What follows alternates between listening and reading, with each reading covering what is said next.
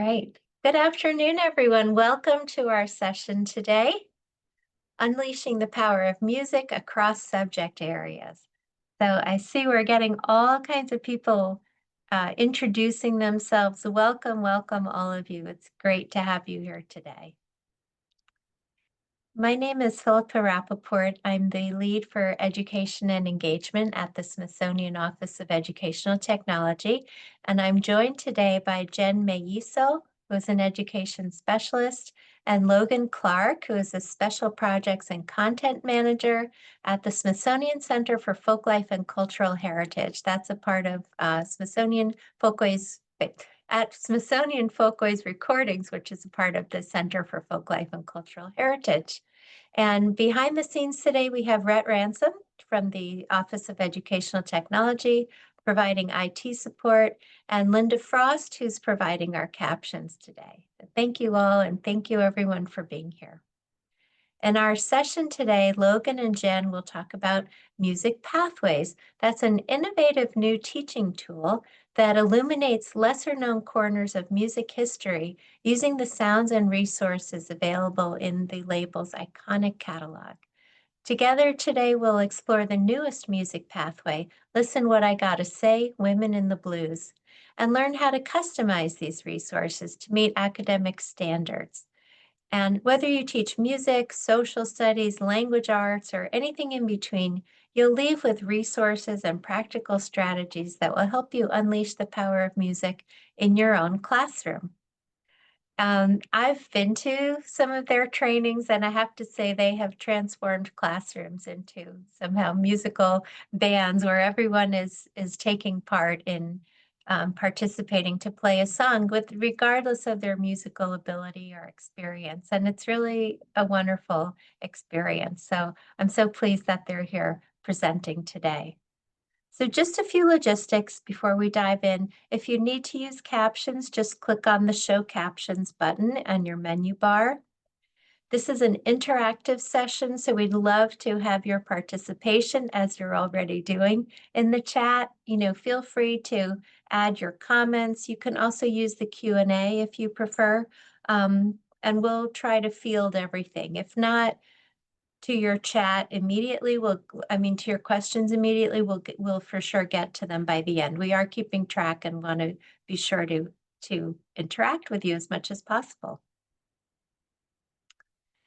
You're already introducing yourselves. Thank you.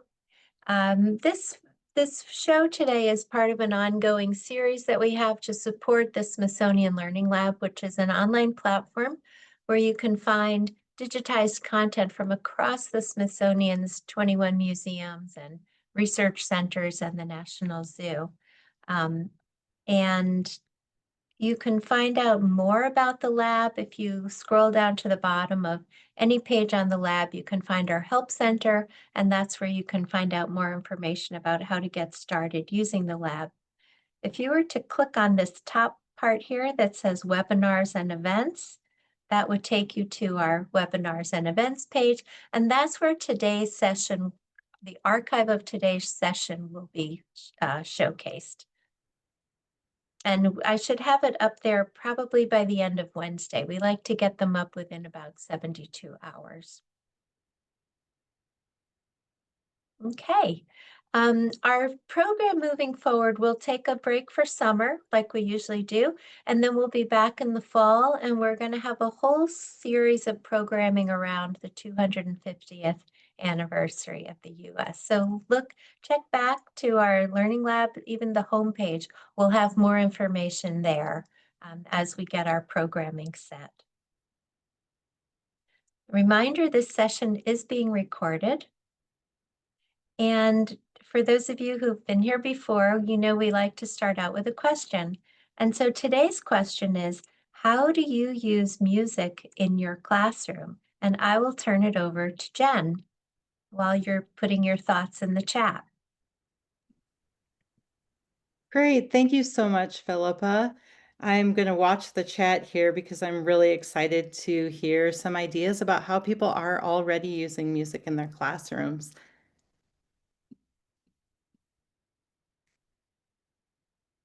I don't see anything yet. So feel free to keep putting your ideas. Okay, now I'm starting to see things.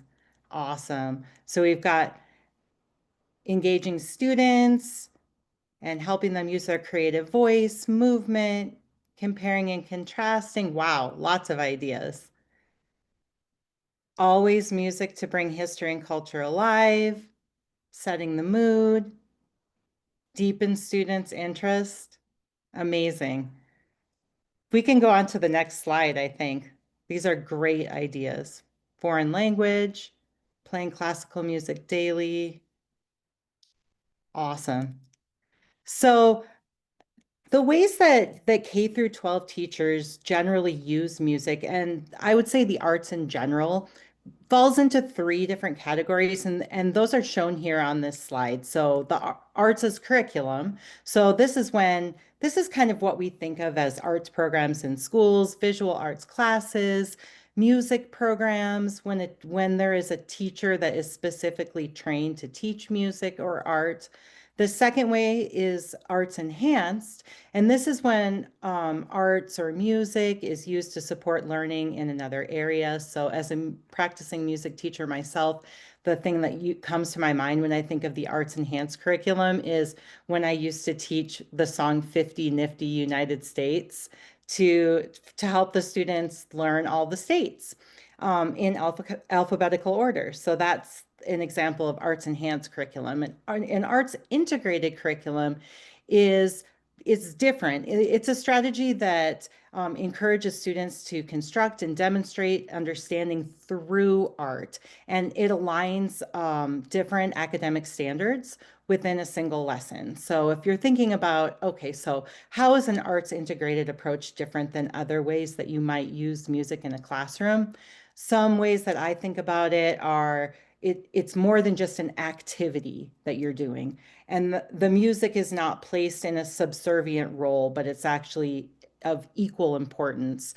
And the Kennedy Center website actually has some really great resources on arts integrated curriculum. There's not a hierarchy, there's a place for all of these things, but we can go ahead and move on to the next slide because the reason why I'm talking about the difference is because the resources that we're going to be highlighting today they definitely take an arts integrated approach because they have they're co-aligned with learning objectives and standards in more than one academic area. The music is definitely not something that is separate from everything else. It's not something that's extra, but it's just baked into the resource.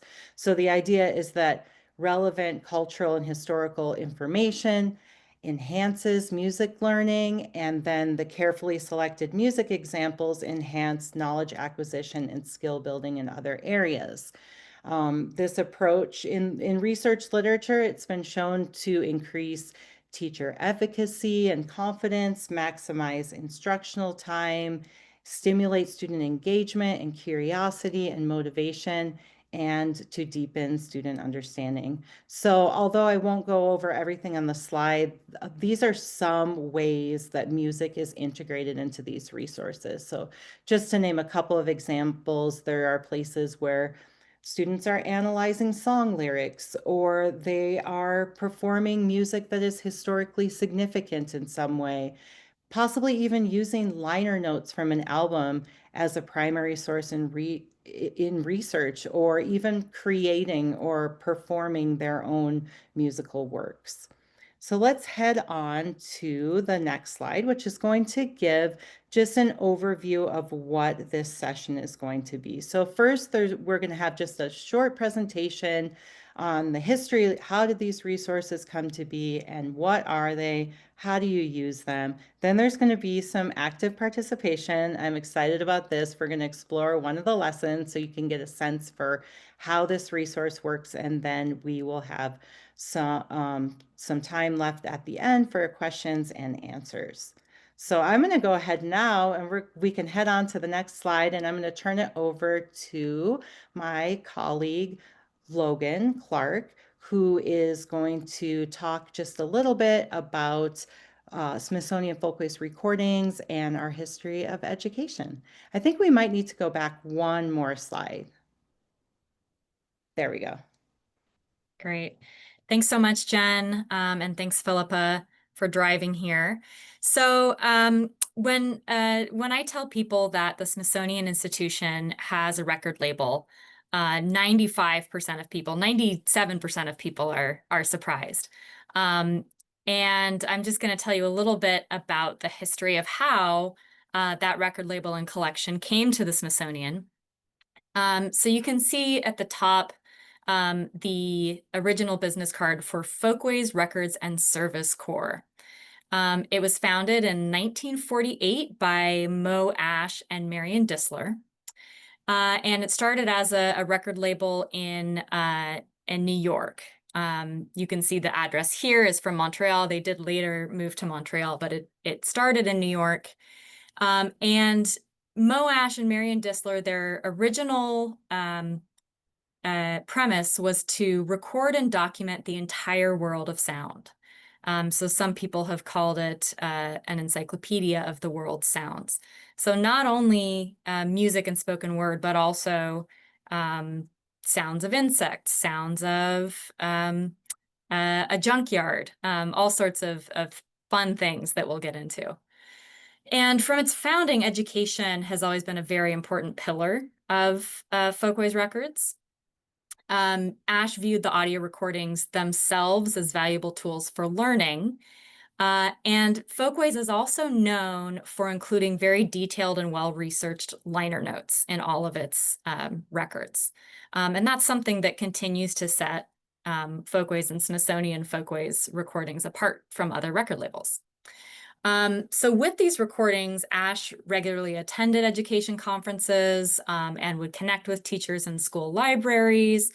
And often teachers would, ask, hey, can you get a record of sounds of dolphins or sounds of frogs? And Mo would take those suggestions and go out and make these recordings for the educational community. So that's also, of course, apart from recording some seminal American musicians like Woody Guthrie, Pete Seeger, Leadbelly, just a wide and broad list of other important folk musicians in U.S. history. So Mo Ash died in 1986, and in 1987, the Smithsonian acquired the record label and its collections. And thus was founded Smithsonian Folkways Recordings, which took on the Folkways collection, made it part of the Center for Folklife and Cultural Heritage, and we have been operating since then as both an archive and a record label. But the thing that's interesting about our archive is you can buy anything that we have ever sold forever. So nothing goes out of print. Anything that we released, over 75 years ago now, you can still get available. So Philippa, if you'll go to the next slide, I can just enumerate some of the educational materials that we have available at Smithsonian Folkways. In addition to the very detailed and scholarly liner notes for every single one of our CDs, we have about 65,000 audio tracks altogether. So those are mostly organized in albums with the liner notes I was talking about, and the music is available for purchase. However, the liner notes are all available for free. We also offer professional development courses for teachers through our World Music Pedagogy courses. They're going on right now. They go on every summer, and they are specific week-long or several day-long courses for teachers who use music. We have thematic playlists that are curated by scholars or artists. We have lesson plans based on the World Music Pedagogy courses. The teachers, after taking that, would create a lesson plan based on music in our collection. We have scholarly articles, and we have videos. And what we talked about 4 or 5 years ago was the need to have a resource that was very easy to navigate, because we often had teachers tell us, you have so many things, but I just don't know where to start. And that was where the music pathways were born from. And the goal was to make them curated journeys through our vast catalog that were very highly vetted by content experts and by pedagogical experts. So I'm going to throw it back to Jen, and who's been with us since the beginning of this project, and to tell you a little bit more about the music pathways specifically as our keystone educational product that we have available right now. Thanks, Logan. And it is really hard to quantify exactly what a music pathway is, but the closest that we've been able to come is describing them as a curated yet flexible journey of discovery that provides a solid basis for teachers to explore important cultural and musical themes with their students. Most importantly, they feature active encounters with primary sources, especially the tracks in our catalog, but they also integrate videos and different images, and also even some of the text from our liner notes. And we integrate that with artwork and photographs and documents and artifacts from across the Smithsonian, so other museums as well. So music pathways are designed to bring background and context into music classrooms, and music into social studies and history and language arts and visual arts classrooms and other subject areas as well. At the same time, they promote important SEL competencies such as self-awareness, empathy, cultural understanding, and healthy identity formation.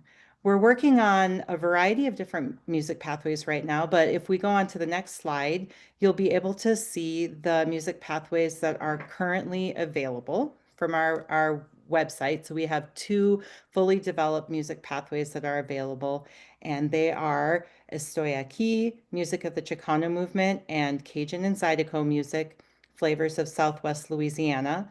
Both of these pathways are intended for middle school students, although there are many opportunities to adapt the content so you could use it for younger or older students as well. But we are working on pathways that are intended for different age groups, kindergarten through 2nd grade, and we have some that are intended for high school audiences as well. But these are the first 2.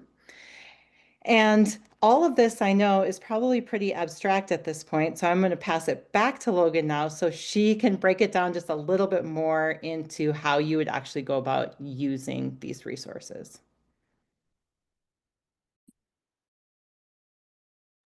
Let me unmute myself here. Okay, so you can see here a little bit of the breakdown of 3 levels that are involved in each pathway. So this is an example for the Cajun and Zydeco flavors of Southwest Louisiana pathway. So the overarching structure is this group of lessons. The pathway is the group of lessons, and that's the top level. And then as you look at the pathway, you'll see anywhere from 10 to 12 different lessons or lesson hubs. And right here, I just have 4 of them pictured from Cajun and Zydeco. It might be difficult to read, but you can see that the lesson hubs are based on certain topics or themes. So the number 1 is an introduction. Number 2 talks specifically about migration and location. So that'll get into the history of the Acadian migration and other sources of Creole musicians who ended up in Louisiana. Number 3 talks about Louisiana French, so language, if you want to focus on language. And number 4, race, class, and music. And so it'll talk about that one in particular, talks about bonds forged by Creole and Cajun musicians, and the very not set and cut and dry relationship between music and race. So it really gives you an idea into the unique context of Southwest Louisiana. And those are just four. There are 6 others that get into instrumentation, legacies, things like that. So they're called lesson hubs because once you click on a lesson and get into it, you can see this last level here, which are paths. And the paths are meant to be options based on the kind of skill that you want to teach. So you can see, for example, under Lesson Hub 1, there are 3 different paths, and you don't need to be able to read it, but you might see that there are 3 icons. One of them is a book, one of them is a pair of headphones, and one of them is a lute. And what that indicates is those are the skills that you're going to be learning. So it takes that topic, but looks at it through different lenses. So someone in a general music class, or just a general education class, or maybe a history class, might want to choose the first path, where you'll learn about the history and culture, and there will definitely be music involved. If you're in a music class, you might want to do the second or the third, which will actually teach musical concepts and listening. And so through these paths, that's how we make it accessible to many different teachers from different subjects. And I'll just point out before we move on, you can see on the bottom right, under lesson 4, there's an icon that's a pencil and a pen. So that's another option, which gives kids a chance to do some creative writing or dancing or something like that is not musical skills. So those are the 4 options that we have, and it's just a way for the teacher to look for the icon that they feel the most comfortable with to access the material. All right, let's move on and look into an actual pathway. Yay. So this is the fun part, because now we're going to explore, and you'll have a chance to see how the resource works. So today, as Philippa mentioned at the beginning, we will be exploring examples from our newest pathway, which will be launched soon, probably within a couple of weeks. And it is called Listen What I Gotta Say, Women in the Blues. And today we are going to explore lesson 1 from this pathway. Again, this iteration is intended for middle school students, although we are working on a parallel pathway for 3rd through 5th graders, which will follow the middle school version shortly.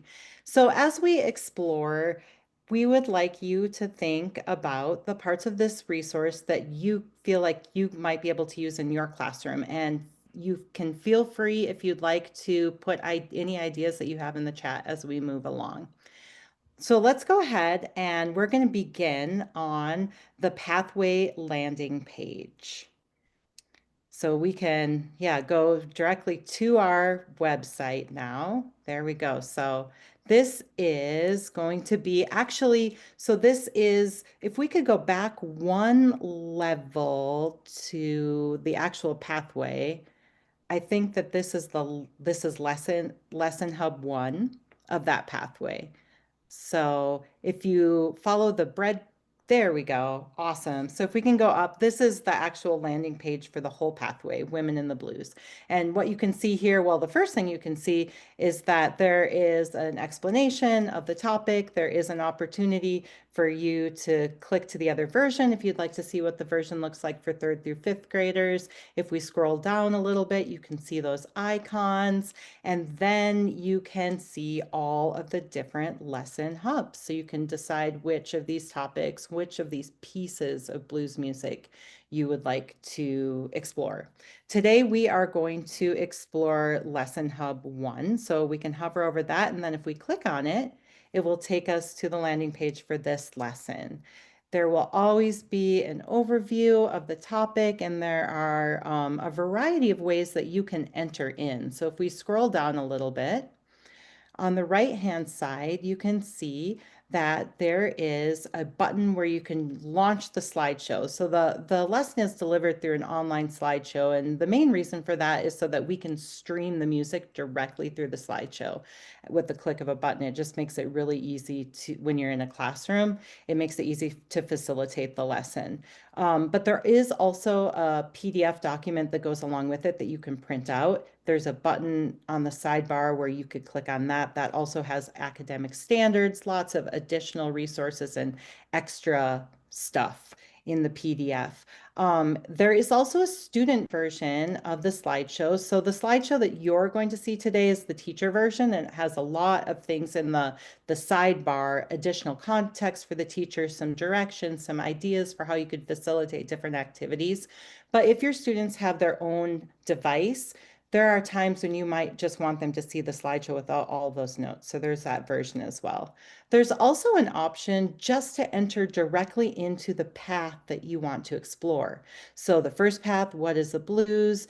That is going to, the skill that's going to be featuring is historical and cultural thinking. You could enter into path 2, which is going to be a focus on the musical sounds themselves and analyzing the music from that perspective. Or you could enter into path 3, which is going to be a focus on active music making. I would like to show you a couple of things at the beginning of the slideshow. So we are going to enter by clicking that button that says Launch Slideshow. And the first few slides are some information for the teachers. Let's move on to the second slide in this slide deck. And what I would like to point out here is that each lesson hub has an essential question. And the idea behind the essential question is that regardless of the path that you choose to take, by the end of the path, you should be able to answer this question. And this is lesson 1. So the idea really is just to kind of, I know that the essence is a little bit abstract, but for the students to have an understanding of what is the blues, where did it come from, and what does it sound like by the end of one of the paths in lesson 1. So then if we move on to the next slide, this is your navigation slide. And we are going to have some fun with you today because we don't know which one of these paths we're going to explore yet. And you are going to help us decide. So we're going to have a poll now. And your 3 options are we could explore path 1, which is going to use music to teach about history and culture. Path 2, which is going to teach about the blues by listening and analyzing the musical qualities themselves. Or you can choose path 3, which is going to be some active engagement. It is called Sing with Big Mama Thornton. So we're going to put that poll up now, and please vote for the path that you would like to take. And then we're going to explore whatever gets the most votes.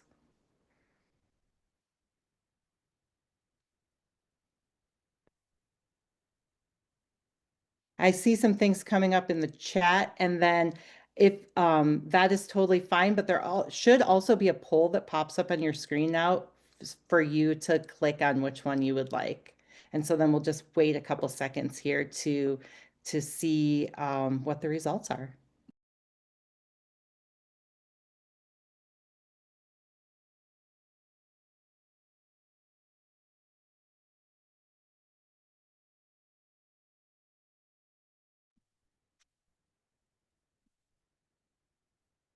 All right, what do we know? Are the votes still trickling in?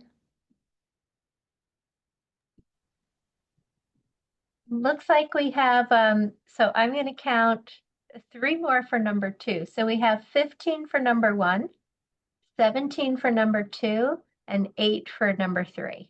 Okay. So it looks like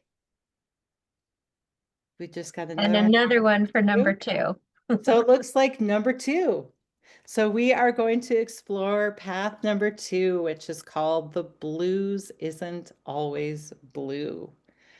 Yay. So let's go ahead and click on path 2, and we will dive right in. So you can see here that we are clearly not going to be able to go through everything in this path because it says it's going to be it would take about 30 minutes to get through it.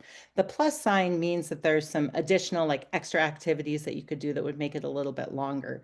So what we'll do is we'll just go through a few of the activities and highlight some of the different features of the slideshow. You can see what I was talking about there. There's always some information in the sidebar, and one of the beautiful things about these resources is, like I said earlier, there are so many primary sources that are just embedded into the resource that might take you down a completely different rabbit hole.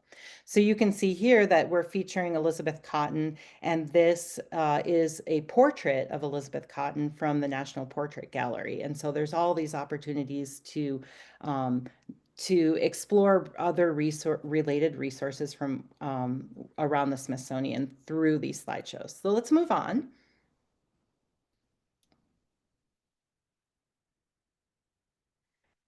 So this is a little bit of a recap from the main idea of Path 1, this idea that the blues isn't always blue. So sometimes when we think about the blues, we think it is going to be sad music, but it doesn't have to be sad. It can encompass a wide variety of emotions.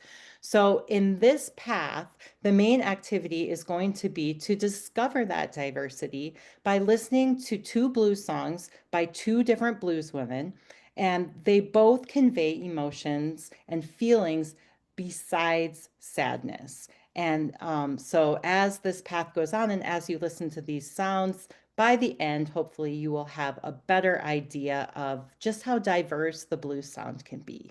So let's move on. We're going to do a little bit of listening here. But before we do, I'd like to show you through the teacher lens of a few different options that you have. We're going to be listening to a little bit of a tune called Session Blues by Big Mama Thornton.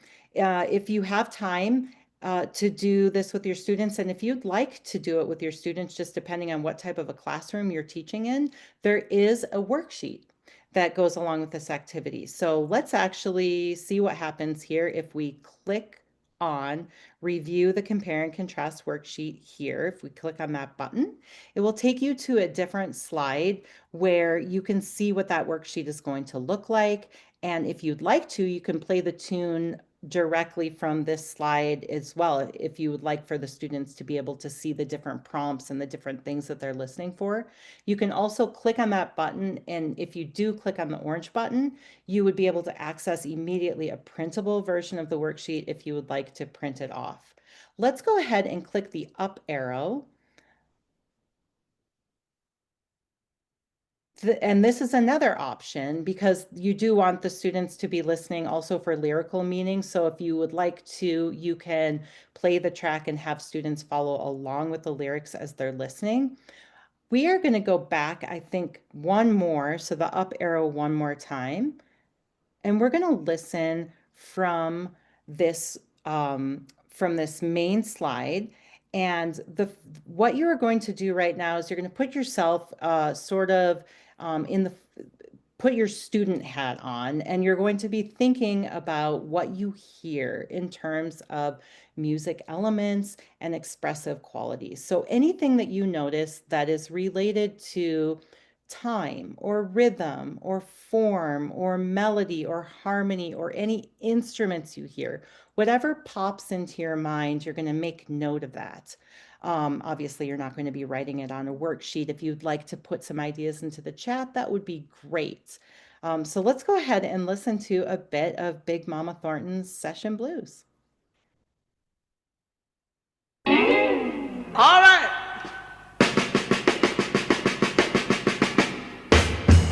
Hey, I want you to listen what I gotta say. Hey, I want you to listen what I gotta say.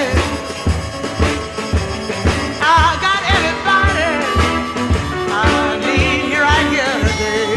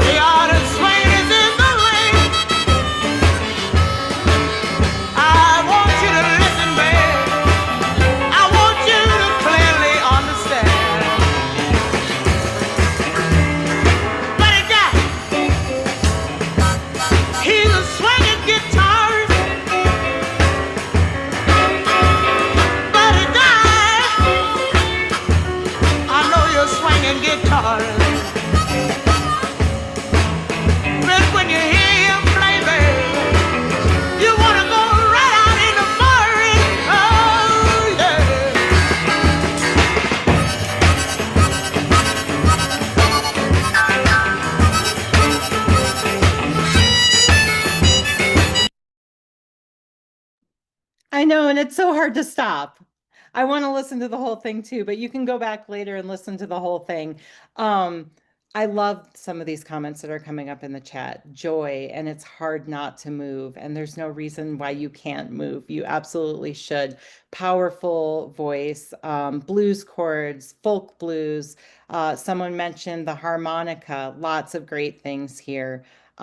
Awesome observation. So if we take it down, let's press the down arrow a couple times again, just so that we can think about if you were in a classroom doing this, what sorts of things students might write down. So if they're listening to the session blues, they maybe, even if they just write one word in each column, so an instrument that they heard was the harmonica, somebody might mention the 12-bar blues if they're thinking about form. And you can facilitate this in a variety of different ways. You could even pause the track and have students listen for something specifically each time. Like this time we're listening for instruments. This time we're listening for meaning. What do you think that this song is about? So the idea is that they have thought about all of these things in relation to this tune, the Session Blues. So let's go ahead and move forward to the next slide then. So here is the second example here. And this one is going to be very different. So you would definitely want to prompt students to think about the performance context. The students, it's important for them to watch the video in this instance, because one of the things that is so interesting about Elizabeth Cotten is the style of guitar playing. And so it's kind of necessary for you to be able to see her playing the guitar in order to think about what makes the way that she played the guitar so special. So this video was recorded in 1957. And we're just going to watch a little bit of it and think about what is unique about her playing style and maybe how it is different than Big Mama's style. Also, just going back to the idea of performance context. The recording that we just heard of Big Mama Thornton, she was clearly probably in the studio recording at that time, but it was clearly intended for an audience. This is very different because it's kind of it's like the musician in this case, Elizabeth Cotten, is playing for herself, or it's something that you might just hear in your own living room. So let's watch just a little bit of this video and then we'll move on to the next activity.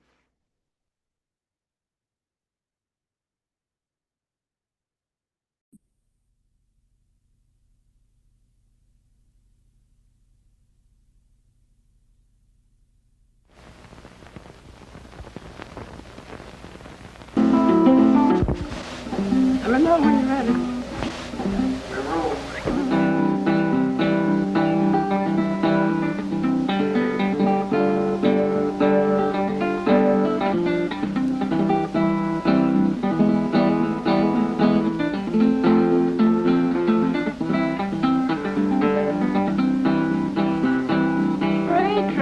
Freight train, run so fast.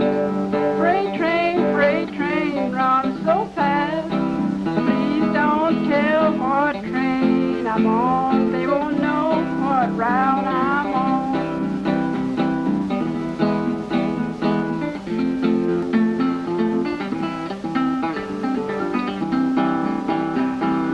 When I'm getting lost in the deep, way down on old Chestnut Street, I can hear old number 9 as she come rolling by.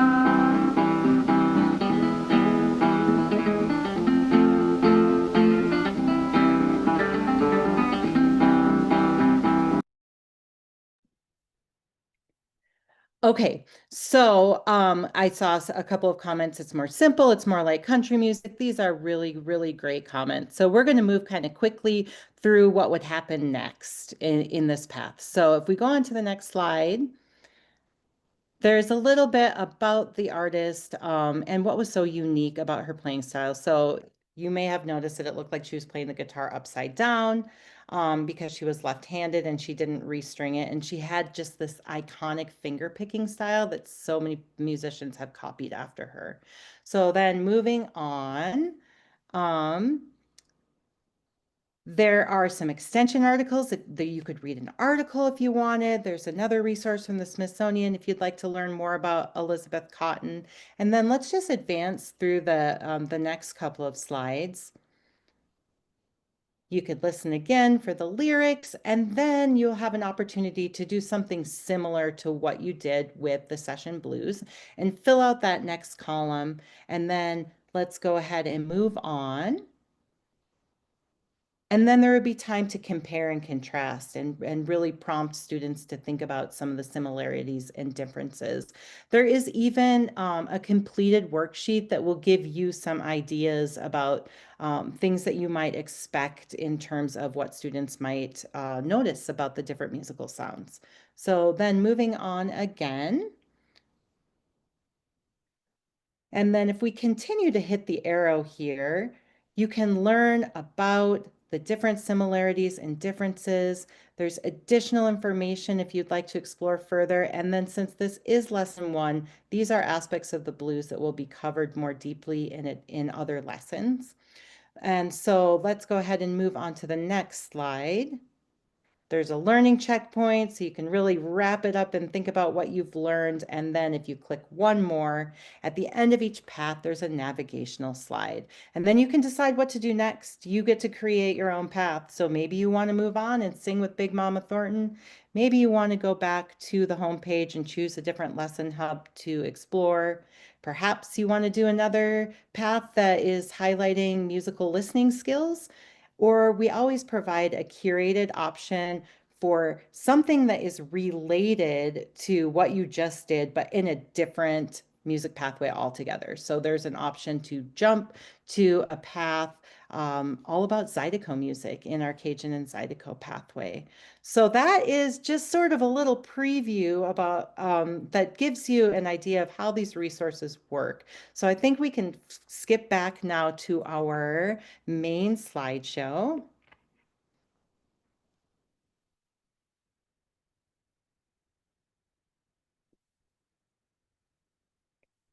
And when we get back to our main slideshow, this is just sort of a sneak peek. These are some of the topics that we're currently working on. You can see them here: Puerto Rico, music of the Asian courts, Asian Americans, Native Hawaiians, Pacific Islanders and their music. And this sound communities pathway is a pathway that we're working on with some partners in Canada. So that's what's coming soon. Moving on to the next slide, then just wrapping it up. Thank you once again. It was so great to be able to showcase these resources. I really hope that they will be helpful to you in your classroom. And I'm going to pass it back now to Philippa, I believe, who is going to help us answer any questions that you might have about the resources. Great. So thank you so much for that. So now we'd love to have your questions, discussion, anything. And while your thoughts are coming in, I wanted to just ask Logan briefly to walk us through the Learning Lab collection. So here, I'll put the link in the chat. This is a companion collection that should have everything that we talked about today and give you access to everything that's been discussed so you can explore it more on your own. Thanks so much, Philippa, and great presentation, Jen. I'm seeing some really wonderful comments in the chat, and we will try to keep track of the questions and answer them in a sec. So after today, you can definitely come back to this lesson, which will then connect you to the rest of the lessons in the pathway. If you look on the screen, you can see this is the Learning Lab collection that OET has put together. The first resource you can see there is a PDF that tells you a little bit more about the music pathways and how to use them. That second link there is the link to the pathway. And then there are a couple of resources just put in there individually that link to the specific things that we refer to in that lesson that we just went through. So you can see Elizabeth Cotten, her guitar, you can see the albums that we sourced from, and all of these things that are available individually on the Folkways website, we've been able to bring them all together into that slideshow for you. And if you scroll down a little bit more, you can see some more of the things that we link out to in the lesson. So the story map entry on Elizabeth Cotten, the news entry about the release of the music pathways, our general learn page where you can find all of our educational materials at Folkways. And then the last section there is some external, some SI external links. So there's something that links to our Hooley records, which is where the Big Mama Thornton collection came from. Kennedy Center Arts Integration Resources. And then lastly, Jen created something on Padlet. I don't know how many teachers here use Padlet, but we put together a little Padlet there in that additional resources section that kind of brings together some of the paths in a curated journey, a curated path there. And so people can follow that example and create their own journeys as well. So I think we'll turn to the questions now. Philippa, do you want to be our MC? Sure. I think there was one that was answer, perhaps not to the whole audience. So someone was asking about how many paths are available for each lesson hub. So that would be worth telling the group. Yeah, I think I did answer that one for everyone, and it's also, I entered it in the Q&A.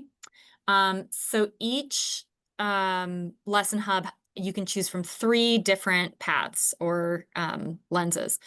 However, there are 4 different types that could be there. So we decided not to have 4 paths per lesson because that would just be way too much. So we can have 3, and they choose from either history and culture, music listening, music playing, or creative connections.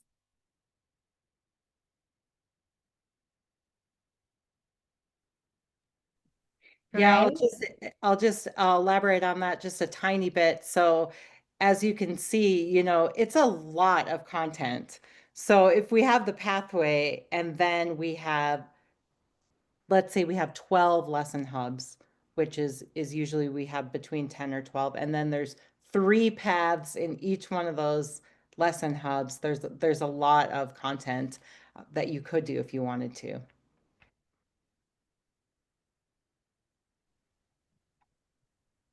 Great, thank you. I'm sorry, I keep muting. There's this big truck outside or something. So I just added in the Padlet link, but yeah, as Logan says, everything is available from that Learning Lab collection too. Any other questions? I see wonderful comments, but I don't think I see any more questions. I see some questions. Oh, please, go ahead, yeah. Kind of some that have gone up here. So let me see if I can go up to the top here. I saw one about, will there be, okay, is there any movement to have songs of the Civil War or American Revolution? That is a really interesting question. We do have some Civil War and American Revolution music, but I think not enough to really make a pathway on. And the way that we do choose these pathways is we choose what our collection is really strong on because we have the rights to the music. And so we try to draw from the Folkways collection so we don't have to license in music. And so that's the first couple that we've released actually draw a lot from our Hooley acquisition. which has a very strong border music, Cajun and Zydeco, and blues music contingent. I'll take that. We'll take that that comment and see if we have enough. But I don't think you know, there wasn't much in the way of recording during the American Revolution, so it's mostly recreations of that, and we do have some of it. I could see how that would be really useful for history classes, so we'll keep that in mind. Yeah, totally. And there's little pockets, like you can find little snippets of things. I can think of one actually that is in the Women in the Blues pathway, and I think it is Lesson Hub 3. Oh, you're right. You're right. Yeah, I think there is a connection. It's called Becoming the Blues. So, lesson hub 1 is like introduction to the blues. What is the blues? And then it kind of takes a step back and it explores what happened, like what music traditions influence the blues. And so in lesson hub 3, there's a really interesting path about fife and drum music, actually, and how participation in fife and drum corps during the American Revolution and also during the Civil War actually did influence the development of the blues. So you should check that out. It's pretty cool. So it's not a whole pathway, but a lot of times you will find little snippets of things here and there. And that's kind of what we're using the Padlet for too. We would hope that maybe this might share into or turn into some sort of a sharing platform where other teachers who teach American history would share different paths that were useful in their classroom, and that we could all just kind of learn from each other in that way. I'm just gonna thanks for remembering that, Jen. And I'm just gonna mention that there are 2 questions in the Q&A that I think maybe Philippa's is better to answer. But I'll just notice I'm seeing a lot of people in the chat mention that they want to use resources on Latino music and Latino cultures. And I do recommend going to our Learn page, folkways.si.edu/learn, to see our Music of the Chicano Movement pathway, which does dive very deeply into that. Great, thank you. So a quick question from Sonia is, could you repeat when we're going to have access to everything? Oh, did you mean for the webinar or did you mean the lesson posted? For the webinar, it should be up by the end of the day, Wednesday. And I think, Jen, you said that this one would be available in a couple of weeks. That's so it's not public facing at this point. So the only 2 pathways that you can access via our website right now are Music of the Chicano Movement and Cajun and Zydeco music. And we do expect that at least several lessons in Women in the Blues will be released soon. However, in the Learning Lab collection, we have already provided that URL for you.